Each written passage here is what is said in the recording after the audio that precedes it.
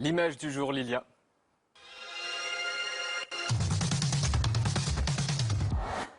On reparle du dossier Olivier Duhamel, célèbre politologue accusé d'inceste, parce que l'affaire est en train d'éclabousser tout un petit monde, un cercle d'influence. Voici la une de Libération du jour, les hautes protections d'Olivier Duhamel, et cette phrase. L'entourage du politologue était à partir de 2008 au courant des faits d'inceste publiquement révélés la semaine dernière. Alors que certains prenaient leur distance, des proches, dont l'avocat Jean Weil ou encore le préfet Marc Guillaume, l'ont soutenu et promu à un moment décisif. En fait, dans le papier, on apprend que 3 personnes avaient été alertées et n'ont rien dit. Jean Weil, donc, avocat et fils de Simone Veil, Marc Guillaume, ex-secrétaire général du gouvernement, désormais préfet de Paris, et Frédéric Mion, directeur de Sciences Po Paris.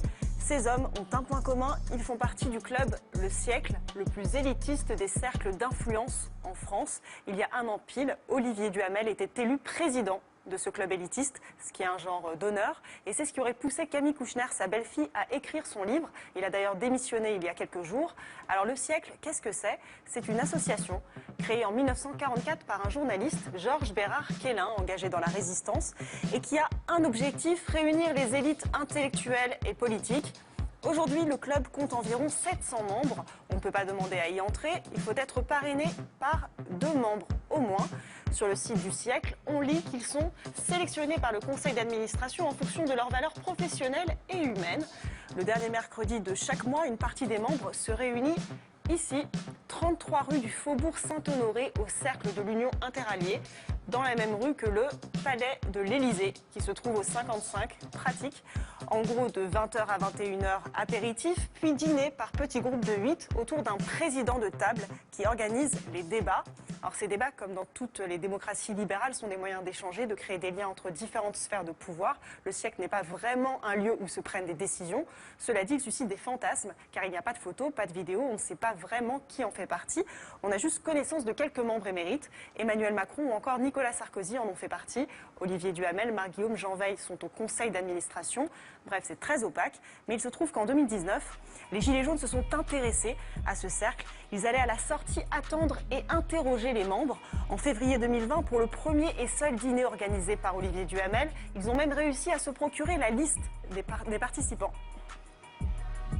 Chaque mois, nous nous rendons au dîner du siècle, duquel on est promptement rejeté d'ailleurs systématiquement. Et donc je me pose dans un café, et quelle n'est pas ma surprise quand je fais la rencontre, quand je croise en fait le chemin d'un de ces oligarques que moi je n'ai pas reconnu. Il s'est présenté à moi, et après un court échange, il m'a donné la liste tout simplement pour aider, lui, le combat gilet jaune.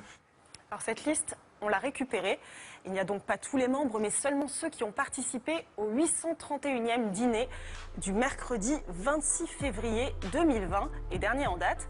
La liste des participants au dîner mensuel du siècle est confidentielle, précise-t-il. On a épluché la liste de 70 pages. À ce dîner, il y avait 270 invités, 63 femmes, 207 hommes. 65 invités sont des anciens de Sciences Po Paris. On rappelle qu'Olivier Duhamel était lui-même président de la Fondation nationale des sciences politiques qui chapeaute Sciences Po. On a compté aussi 97 énarques, des ministres en poste, Jean-Baptiste Djebbari, ministre des Transports, tout comme Sébastien Lecornu, ministre des Outre-mer, Clément Beaune, qui est aujourd'hui secrétaire d'État aux Affaires européennes, des hommes politiques mélangés au cercle médiatique. Voici toute la mosaïque des médias présents à ce dîner. Parmi eux, Delphine Ernotte, présidente de France Télévisions, était présente. Sybille Veil, présidente de Radio France, mais aussi Michel Field, directeur culture de France Télé. Fabienne Pasco, directrice de la rédaction de Télérama. François Langlais, éditorialiste économique TF1-LCI. Ou encore le producteur de spectacle, Jean-Marc Dumontet. Oui, il y a une erreur de photo. Et tout cela mélangé à un 3e cercle, les dirigeants d'entreprises privées ou publiques, RATP, SNCF, La Poste, Danone, Air France, Sanofi, Bolloré, PSA, Rothschild, Havas, Total, avec en bonus Alain Ducasse, parce que c'est toujours bien d'avoir un cuistot dans sa bande. Le publicitaire Jacques Séguéla avait dit: si on n'a pas de Rolex à 50 ans, c'est qu'on a raté sa vie. Maintenant, on sait qu'il faut la Rolex et le dîner au siècle. Merci Lilia. T'en fais partie, toi, non? Ouais, bien sûr. Ouais. Je suis un groupe, ça s'appelle L'Après-Midi. On est 12, au bistrot romain. La brigade des affaires culturelles.